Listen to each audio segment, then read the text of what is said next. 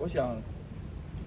所有台南在地的企业跟成大的关系都非常的良好，可是三藩制药很乐意捐献一些防疫相关的一些营养品给我们成大，尤其那个贴布应该对我也非常有用，因为我刚刚跟我们的黄院长提到，我跟他每次打完球以后，大概一定要用贴布贴一下，不然的话我就球就打不下去。我想对于防疫这件事情，成大做得非常的好，尤其是我们的所谓的 testing station， 也就是我们的筛检。各位应该都了解，所有的防疫人员他要进去医院以前要穿那个娃娃装，这个整个是非常必须花非常多时间，而且是整天最好不要脱下来。所以说，三藩制药愿意提供这样子的一个产品给成大，我想我们2位院长都很乐意把你的产品多多推销出去。那更重要一件事情，尤其是三藩制药是一个在地企业，我们很希望是说未来有更多的合作机会，尤其是说我们成大也有药学系，更重要的是我们有医学院，还有医院可以帮忙我们做各种不同的，举个例，像一些医疗上头的咨询，甚至是说还可以帮忙你改良配方。我想这些，尤其是我们成大是最乐意跟在地的企业合作，希望这样子的一个我们称之为是说只是一个开始，希望我们未来有更多的合作。那我代表成大谢谢三藩制药，更希望的是说这样子的合作未来也能给我们成大跟三藩制药带起另外一个开端。就是三藩制药跟成功大学还有成大医学中心同舟抗疫。那台湾大家知道，就是这个抗疫是一波又一波又有挑战。我们台湾第一个病例是1月20号晚上确定诊断，1月20号早上公布，到昨天已经超过420个病例。那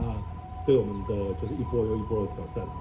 我想成大医院已经32年，32年前这个医院的诞生是因为要保护嘉南平原民众的健康。那对于这一波疫情，我们当然是一定要扛起我们这个是南部医学中心的重症，医务本部要投入这个抗疫工作。那我跟各位报告那我们所做的抗疫工作分2部分，一个是防疫，一个是医疗。我们在防疫工作方面从1月20到现在已经投入将近1500个人次医护人员投入这个所谓的抗疫那在做检疫上面。那检疫我们到昨天，我们成大医院所检疫的病人人次已经超过2500例了。那上礼拜长庚医院有开记者会说，他们全部检疫8000例，他大概负责全台湾25%的病人的检疫。那如果照这个比例算我们也大概负责台湾9%，9%。所以大家可以想象，这个是一个很繁重的工作了那第二个，在医疗方面，我们医院有负压隔离病房，有简易隔离病房，我们投入将近500个人次在里面从事所谓的医疗的防疫工作。那我想台南市的确诊病例，那个 CDC 都很明确的公布我们有多少，台南市有多少确诊病例。我想绝大部分都是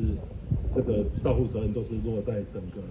成大医院还有其他医学中心上面，所以我们在这上面是完全不缺席的所以大家可以知道，这整个对我们的医疗的负担是很大，可是我们义无反顾去做这些事情。当然这下台期可以看到腰酸背痛爱波完皮所以很感谢那个三藩制药在这个地方给我们一些及时雨给我们一些酸痛贴布，还有一些养生的饮料这个我们会回去转达给员工那在此就是我想大家只要同舟共济，我们一定可以度过这个危机。三藩公司是一家将近40年的公司，那我是107期在成大研毕业。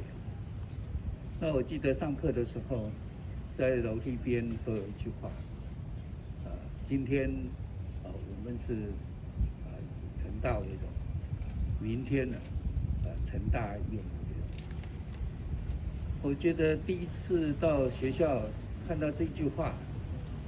尤其我毕业的时候已经是61岁，那